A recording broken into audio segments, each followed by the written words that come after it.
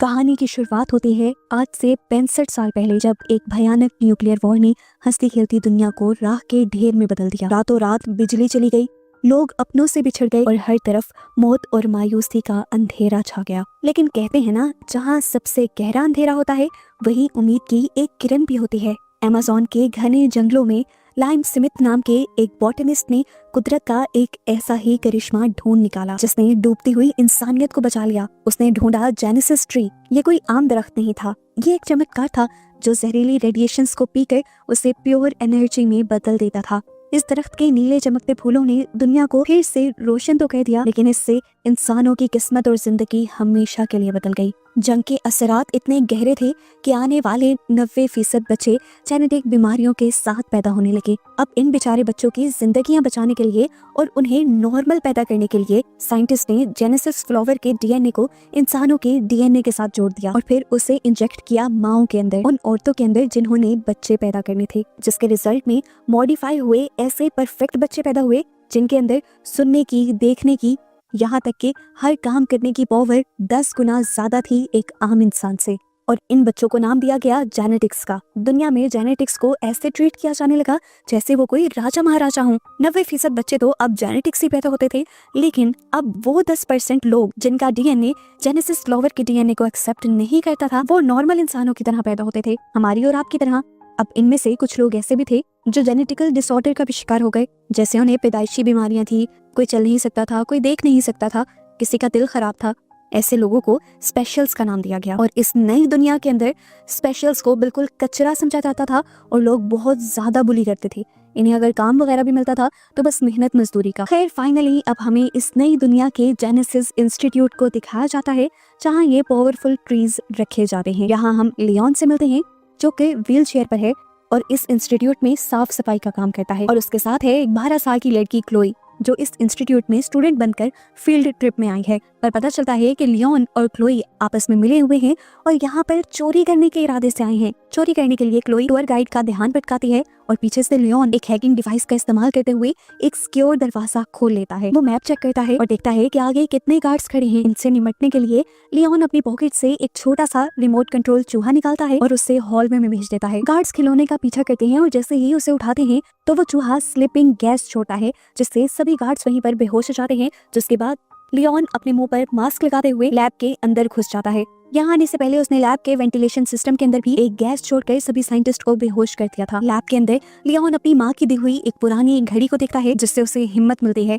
जिसके बाद वो एक लेजर कटर का यूज कर जेनेसिस ट्री के ग्लास को काटने लगता है और उसके बाद वो जेनेसिस ट्री के नीले फूल को तोड़ता है। फूल को तोड़ते ही इस ट्री का डिफेंस सिस्टम ऑन हो गया था और उसने बहुत सारे कांटे छोड़े थे जिससे किसी तरह लियोन बच गया। असल में ये ट्री बॉम्ब्स की खतरनाक रेडिएशन की वजह से ही मॉडिफाई हुआ था जो इंसानों को नुकसान पहुंचा रही थी, इसीलिए तो ये इतना ज्यादा मॉडिफाइड था। खैर, फूल के टूटते ही यहाँ पर सिक्योरिटी अलार्म्स भी बजने लग जाते हैं। फैकल्टी को लॉकडाउन करने के लिए काउंटडाउन भी शुरू हो जाता है, लेकिन लियोन भीड़ में छुपकर बाहर निकल आता है और आते ही जानबूझकर क्लोई से टकराता है ताकि क्लोई उसके पास मौजूद कंटेनर जिसके अंदर वो फूल है उसे एक टेडी बेयर में छुपा ले। चेकिंग करते हुए बहुत ही होशियारी से क्लोई टेडी बेयर को गार्ड को ही पकड़ा देती है और अपनी चेकिंग करवा लेती है और फिर वो इस फैसिलिटी से बाहर निकल आती है बिना किसी को भी शक दिलाए कि वो चोरी कर चुके हैं। जिसके बाद ये लोग अपने शहर वापस आ जाते हैं। यहाँ के ये लोग देखते हैं कि जगह जगह एक पॉलिटिशियन की स्पीच ब्रॉडकास्ट की जा रही थी।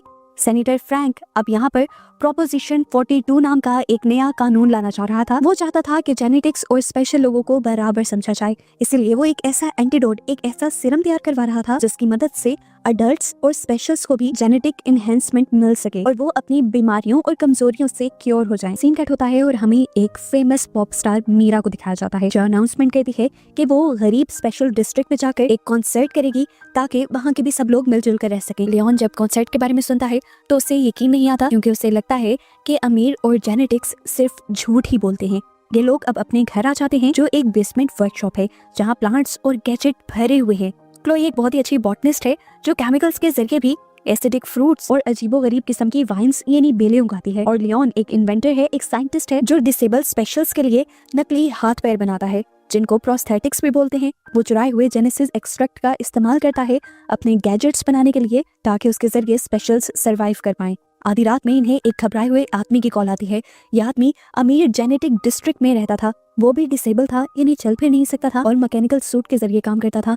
और अब वो सूट खराब हो गया था और रात में उसे बहुत सा काम करना था। अगर सबको पता चल जाता कि वो स्पेशल है तो उसे निकाल दिया जाता। क्लोई इससे पहले तो माफी मांग लेती है कि वो उसकी कोई मदद नहीं कर सकती, लेकिन जब वो 3 गुना पैसों की ऑफर करता है तो लियोन मान जाता है। क्लोई के वार्न करने के बाद भी कि जेनेटिक डिस्ट्रिक्ट में कोई भी उन्हें अच्छा ट्रीट नहीं करेगा और वो बहुत ज्यादा मुश्किल में आ जाएंगे। उन्हें तो ये भी लग रहा था कि कोई भी उन्हें उस डिस्ट्रिक्ट में जाने ही नहीं देगा, पर लियोन के पास इसका भी हल था। ये लोग एक पुरानी टनल के जरिए उस एलीट डिस्ट्रिक्ट में घुस जाते हैं। होटल में जाने के लिए वो शेफ जिन्हें लियोन और क्लोई की जरूरत थी, वो इन दोनों को पीछे के रास्ते से छुपकर अंदर लेकर आता है। आते ही ये लोग अपना काम शुरू कर देते हैं, उस आदमी के मैकेनिकल सूट को रिपेयर करने का। इससे पहले कि ये लोग अपना काम मुकम्मल कर पाते, यहाँ पर एकदम से अंधेरा छा जाता है। एंटी जेनेटिक स्क्वाड नाम के एक खतरनाक गैंग ने यहाँ पर हमला किया था। ये लोग असल में नॉर्मल इंसान थे जो जेनेटिक्स से नफरत करते थे, क्योंकि जेनेटिक्स को दुनिया में अच्छा ट्रीट किया जाता था। ये लोग बहुत बेरहम थे, किसी को मारते हुए नहीं सोचते थे। ये लोग उस कुक को भी मार देते हैं और यहाँ पर बहुत ज्यादा तोड़फोड़ करते हैं। इस टाइम क्लोई और लियोन छुप चुके थे, लेकिन उन्हें भी बचकर यहाँ से निकलना था, पर पीछे का दरवाजा बंद हो चुका था। ऐसे मुश्किल वक्त में लियोन को एक बड़ा फैसला लेना पड़ता है। वो मरे हुए कुक का मैकेनिकल सूट उठाकर खुद पहन लेता है। इतने में ये गैंगस्टर्स भी अब किचन में आ चुके थे और किचन में आकर ये लोग अपने किसी प्लान के बारे में बात कर रहे थे, जिस प्लान को इन्हें कल एग्जीक्यूट करना था। किसी खास जगह पर बॉम्ब लगाने की और किसी खास आदमी को मारने की प्लानिंग कर रहे थे। ये इनकी बातें करते हुए उनके हाथ से एक पेपर भी नीचे गिर जाता है, जिन्हें क्लोई उठा लेती है। अचानक ही लियोन के पहने हुए सूट में गड़बड़ होती है, जिसकी वजह से लियोन एक मेटल काउंटर पे गिर जाता है। ऐसे गैंग वाले भी उसे देख लेते हैं और इससे पहले वो उसके ऊपर हमला कर देते। अपने आप को बचाने के लिए यहाँ पर मौजूद सारी चीजें लियोन इन गैंगस्टर्स के ऊपर गिरा देता है और फिर इसी मैकेनिकल सूट की पावर्स का इस्तेमाल करते हुए पीछे का दरवाजा जोर लगाकर खोलकर ये दोनों यहाँ से भाग निकलते हैं। घर तो ये सेफली पहुंच चुके थे। इन्हें लगा था कि ये मुश्किल से निकल आए, पर ऐसा नहीं था। होटल के सीसीटीवी फुटेज में इन दोनों की पिक्चर आई थी। अब एंटी जेनेटिक्स गैंग ने तो मास्क लगाया हुआ था। पुलिस को लगा कि यही दोनों यानी लियोन और क्लोई ही उस गैंग के लीडर हैं। ऐसे बिना कोई जुर्म किए ये क्रिमिनल्स बन चुके थे। अब न्यूज में ही पुलिस की स्पेशल फोर्स हेड का इंटरव्यू भी चल रहा था। लियोन ये देखकर हैरान रह गया कि ये इंसान उसी गैंग का लीडर था जिसने कल रेस्टोरेंट पर हमला किया था और इस आदमी को उसने खुद रेस्टोरेंट में देखा भी था। साफ मतलब था कि पुलिस का हेड ही ये टेररिस्ट गैंग चला रहा था। क्लोई अब उस चुराए हुए कागज को देखती है। वो मीरा के कॉन्सर्ट का फ्लायर है जो कि स्पेशल डिस्ट्रिक्ट में होने वाला है। ये देखकर ये दोनों समझ जाते हैं कि गैंग जरूर कॉन्सर्ट पर हमला करेंगे और इल्जाम स्पेशल्स पर लगा देंगे ताकि प्रोपोजिशन 42 फेल हो जाए और स्पेशल्स को कभी भी इस दुनिया में जेनेटिक्स वाली इज्जत और मकाम दिया ही ना जाए। क्लोई फैसला करती है कि उसे ये सब रोकना चाहिए। ये मिशन सिर्फ उन दोनों को ही नहीं बल्कि उनके पूरे डिस्ट्रिक्ट के सभी स्पेशल लोगों को बचा सकता है। पर लियोन का ख्याल था कि एक छोटी बच्ची और एक लंगड़ा इंसान कुछ ज्यादा नहीं कर सकते, इसलिए वो तो भाग जाने का प्लान करता है। उसके इस फैसले से क्लोई उससे नाराज होकर चली जाती है और वो जब यहाँ से जाने की पैकिंग कर रहा होता है तभी वो अपनी मॉम की दी हुई वॉच देखता है जिस पर लिखा हुआ था कि सब लोग इक्वल हैं। उसे याद आया कि उसकी मॉम का इलाज भी इसीलिए नहीं किया गया था क्योंकि वो एक स्पेशल थी। उसे एहसास होता है कि अपने साथ होने वाली इन ज्यादतियों के बाद वो इस तरह पीछे नहीं हट सकता, इसलिए वो घर वापस आकर काम करना शुरू कर देता है। और जैसे ही क्लोई घर वापस आती है तो ये देखकर खुश हो जाती है कि लियोन उससे पहले ही शेफ वाले मैकेनिकल सूट को मॉडिफाई कर रहा था। लियोन ने इस सूट के अंदर बहुत से वेपन्स लगा दिए थे, जबकि क्लोई अपनी बॉटनी स्किल्स का इस्तेमाल करते हुए इसमें बहुत सी बायो वायर्स लगाती है। इन वायर्स के ऊपर एसिडिक फ्रूट उगते हैं जिनसे निकलने वाली गैस दूसरों को बेहोश भी कर देती है और दूसरों को जलाने के भी काम आती है। अगले दिन अब ये लोग मिशन के लिए तैयार थे। वो गैंग भी कॉन्सर्ट के फौरन बाद मीरा को किडनैप करने के लिए पहुंच जाता है और यहाँ पर अफरा तफरी मचाती है। भीड़ में तो लियोन और क्लोई कहीं नजर नहीं आते, लेकिन कॉरिडोर से जहाँ से गैंग वाले मीरा को लेकर जा रहे थे वहीं पर एकदम से लियोन अपने मैकेनिकल सूट में जंप करता है। पहले तो वो लड़खड़ाया, लेकिन फिर उसने अपने आप को बैलेंस कर लिया। गैंगस्टर्स ने जैसे ही उसे देखा तो उसने अपने सूट से एक बटन ऑन किया और उसके पूरे सूट पर पौधे उगाए और ये था क्लोई की वजह से। ये देखकर गैंग वाले उस पर हंसने लगे, लेकिन फिर लियोन ने दिखाई अपनी सूट की असली ताकत। उसने इन्हीं वाइन्स का इस्तेमाल करते हुए गैंगस्टर्स को झटके लगाए। वाइन्स पर लगने वाले फ्रूट्स की मदद से गैस छोटे उन लोगों को अंधा कर दिया और इससे पहले कि अब वो मीरा को लेकर भाग जाता, यहाँ पर बाकी गैंगस्टर्स आ गए। अब वो इतने ज्यादा थे कि लियोन उनसे लड़ नहीं पाता और ये लोग लियोन को नीचे गिरा देते हैं और इतना मारते हैं कि उसका सूट भी खराब हो जाता है। सूट के टूटने के बाद अब लियोन भी मर ही जाता, पर ठीक वक्त पर क्लोई एक चोरी की गाड़ी लिए यहाँ आ जाती है और सभी गैंग के लोगों को टक्कर देते हुए लियोन और मीरा को गाड़ी में बिठाते हुए यहाँ से तेजी से निकल जाती है। ये लोग अब लियोन की वर्कशॉप में ही आए थे और इन्होंने अपनी वर्कशॉप के सारे खुफिया दरवाजे बंद कर लिए थे। ये लोग मीरा को सच्चाई बता देते हैं कि उनके ऊपर हमला करने वाली कोई और नहीं बल्कि उन्हीं की सिक्योरिटी करने वाली पुलिस थी। मीरा बताती है कि कल को मुझे सैनिटर से भी मिलना है। ये जानकर लियोन कहता है मैं पहले ही जानता था। कल इस गैंग ने होटल पर हमला किया, आज यहाँ पर हमला किया और कल को वो फैमिली प्लानिंग सेंटर में दोबारा आप पर हमला करेगा। लेकिन उनका मकसद आपको मारना नहीं है, उनका मकसद है सेनेटर को मारना, ताकि वो नया कानून ना ला सके। और हमें अब हर हाल में सेनेटर को बचाना होगा। मीरा भी अब उनके साथ इस प्लान में शामिल हो गई थी और अब अगले दिन ये लोग एक कपल का भेस लेते हुए फैमिली प्लानिंग सेंटर में जाते हैं और यहाँ पर स्टाफ का ध्यान भटकाने के लिए लियोन मीरा को गाना गाने को कहता है। इतने में यहाँ पर वो गैंगस्टर भी आके थे अपना काम पूरा करने के लिए।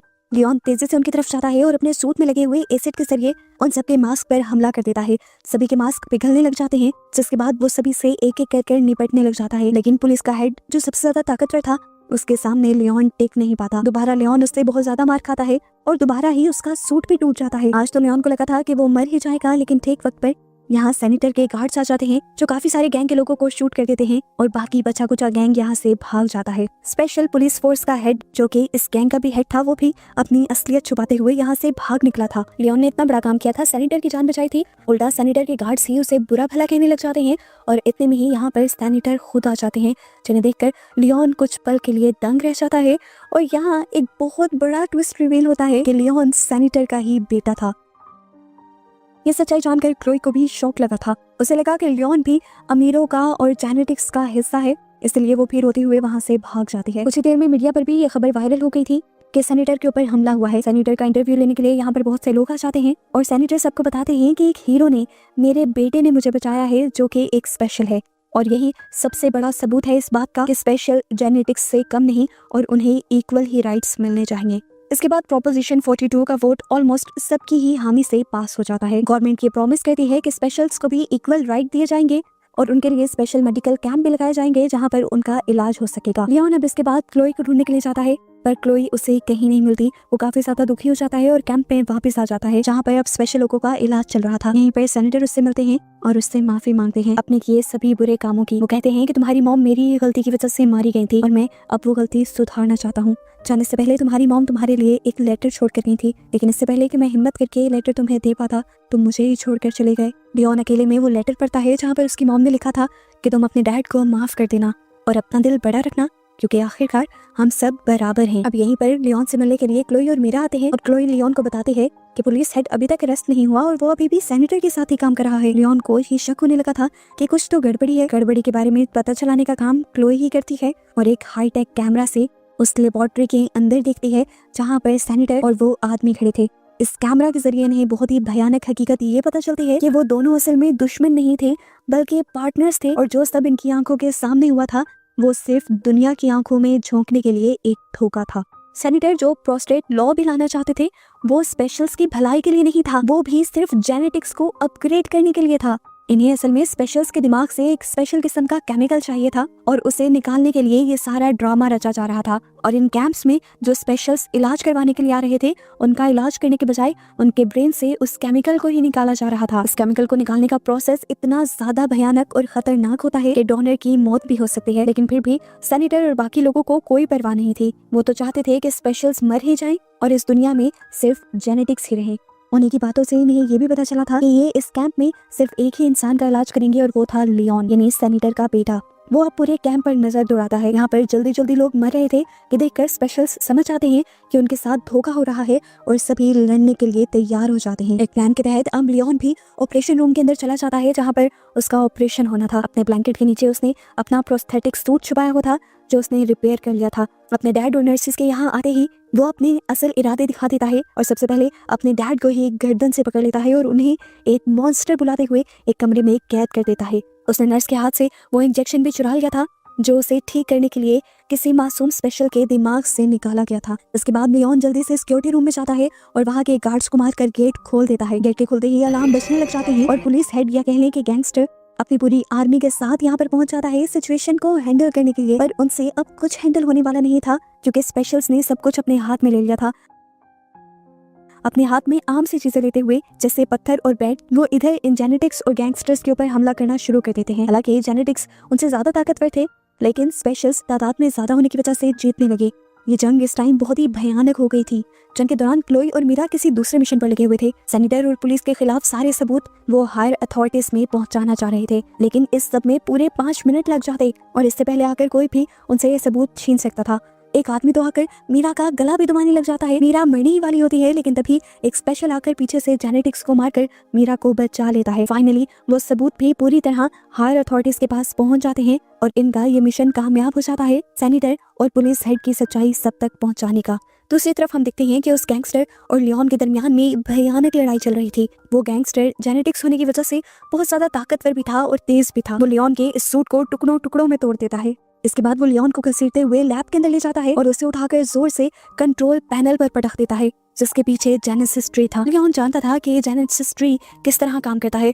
वो जल्दी से जेनेसिस ट्री का एक फूल तोड़ देता है, जिसकी वजह से इस ट्री का डिफेंस सिस्टम ऑन हो जाता है और उसके अंदर से बहुत से तेज धार कांटे निकलते हैं। लियोन तो नीचे गिरकर अपने आप को बचा लेता है, लेकिन वो सारे कांटे अब उस गैंगस्टर के अंदर स्टैब हो चुके थे और वो मर चुका था। कुछ देर बाद दिखाया जाता है कि असली पुलिस यहाँ पर पहुंच जाती है और सभी गैंगस्टर्स के साथ साथ सेनेटर को भी अरेस्ट करके यहाँ से ले जाती है। इस पूरी फैसिलिटी को भी इन्होंने अपने कब्जे में ले लिया था और फाइनली सारी बुराई यहाँ से अब खत्म हो गई थी। जैसे ही सबको सेनेटर की सच्चाई पता चल गई थी, वैसे ही प्रोपोजिशन 42 को भी रद्द कर दिया गया था। शहरों के दरमियान बने सभी बॉर्डर्स भी खोल दिए गए थे और इस दुनिया में इक्वालिटी आ गई थी। अब जेनेटिक्स और स्पेशल्स एक दूसरे के शहरों में आ जा भी सकते थे और एक दूसरे के साथ नॉर्मल इंसानों की तरह रह भी सकते थे। सभी बहुत ज्यादा खुश होते हैं और सबसे ज्यादा खुश थे लियोन, क्लोई और मीरा। पता चलता है कि उस सारी लड़ाई के अंदर मीरा के गले पे बुरी तरह चोट लग गई थी। वो अब गा नहीं सकती थी, लेकिन फिर भी वो इस चीज के लिए खुश थी कि वो अपनी आगे वाली सारी लाइफ लियोन के साथ गुजारने वाली है। क्लोई भी उन सब के साथ सेफ थी और यहाँ पर मूवी की हैप्पी एंडिंग ही होने वाली थी। पर मूवी के पोस्ट क्रेडिट सीन में एक बहुत ही बड़ा राज दिखाया जाता है। हम देखते हैं कि एक डिफॉर्म हुए चेहरे के साथ कोई छुपकर लियोन पर नजर रख रहा था। उसका पूरा चेहरा देखने पर हमें पता चला कि ये सेनेटर ही है, लियोन के डैड, जो या तो पकड़े नहीं गए या फिर जेल से भाग चुके हैं और अब अपना बदला लेने के लिए मौके का इंतजार कर रहे हैं। वो आगे अब क्या करेंगी, इसी मिस्ट्री के साथ ये मूवी यहाँ खत्म हो जाती है।